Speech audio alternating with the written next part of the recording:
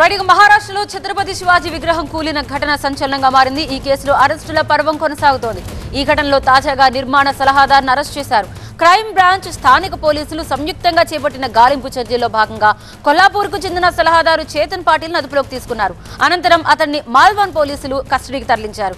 ఈ కేసులో ఇప్పటికే పాటిల్పై ఎఫ్ఐఆర్ నమోదు చేసినట్లుగా పోలీసులు తెలిపారు. అయితే ఈ విగ్రహ నిర్మాణ విషయంలో ప్లాట్ఫామ్ పై పనిచేయడం మాత్రమే తనకు అప్పగించారని, థానేకు చెందిన ఒక కంపెనీ విగ్రహానికి సంబంధించిన పనులు నిర్వహించిందని చేతన్ పాటిల్ తెలిపాడు. మరోవైపు శివాజీ విగ్రహం పడిపోవడంపై మోదీ ఆవేదన వ్యక్తం చేశారు. ముంబైలో అడుగు పెట్టగానే తాను శివాజీ పాదాల ముందు తల వంచి క్షమాపణ కోరానని అన్నారు.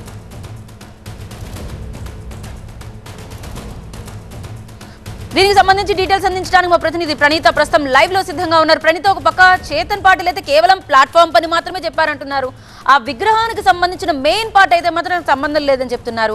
ఇదొక అంశం మనం ప్రధానంగా మాట్లాడుకుంటున్నాం. అండ్ మోదీ ముఖ్యంగా రాహుల్ గాంధీ గురించి మాట్లాడుతూ ఇప్పటి వరకు అసలు క్షమాపణ చెప్పలేదు వీర సావర్కర్ కు సంబంధించి అంటూ శివాజీ పాదాల చెంత తాను తల వంచి క్షమాపణ చెప్పడంతో పాటు ఆయన అభిమానులందరికీ కూడా క్షమాపణ చెప్తున్నాను. ఈ రెండు అంశాలకు సంబంధించి మీ దగ్గర ఉన్న అప్డేట్స్ ఏంటి?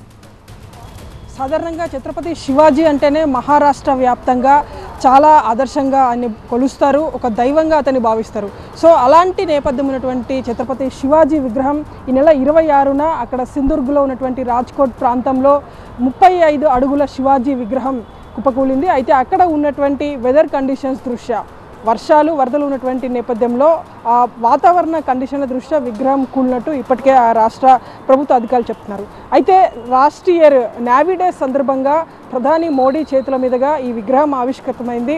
సో ఎగ్జాక్ట్లీ 1 ఇయర్ కూడా కాకముందే విగ్రహం ఈ విధంగా కుప్పకూలడం పట్ల అనేక వర్గాల నుండి వ్యతిరేకత ఎదురవుతుంది. ముఖ్యంగా మహారాష్ట్రలో ఛత్రపతి శివాజీకి ఉన్నటువంటి ఇంపార్టెన్స్ ప్రతి ఒక్కరికి తెలుసు. దేశవ్యాప్తంగా ఆయన్ని కొలుస్తున్నప్పటికీ మహారాష్ట్రలో ఆయన ప్రాముఖ్యం చాలా ఎక్కువగా ఉంటుంది. ఆయనను ఆదర్శంగా తీసుకొని ఆయనను వర్షిప్ చేసేటువంటి వాళ్ళు కొన్ని లక్షల మంది ఉంటారు. సో అలాంటి ట్రెడిషనల్ సిటీలో ఇలాంటి ఘటన రాజకీయ ప్రకంపనలు సృష్టిస్తుంది. అయితే ఈ విగ్రహం కూలడానికి ప్రధానంగా కొన్ని కారణాలను అక్కడ ఆ రాష్ట్రంలో ఉన్నటువంటి ఆర్ట్ డిపార్ట్మెంట్ అధికారులు చెప్తున్నారు. సాధారణంగా విగ్రహానికి సంబంధించి నేవీ డే సందర్భంగా దీన్ని ఆవిష్కరించారు. అయితే ఈ విగ్రహ నిర్మాణ కార్యక్రమం అంతా కూడా పూర్తిగా నేవీ అధికారులు చూసుకున్నారు. ఇందులో రాష్ట్ర ప్రభుత్వానికి ఎలాంటి సంబంధం లేదు అనేటువంటి స్టేట్మెంట్ని రాష్ట్ర డిప్యూటీ సీఎం కూడా చెప్పినటువంటి వర్షం చూస్తున్నాము.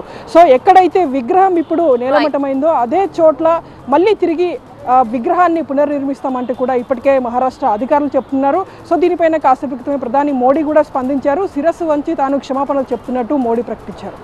రైట్, థ్యాంక్ యూ ప్రణీత, వివరాలు అందించినందుకు. రైట్.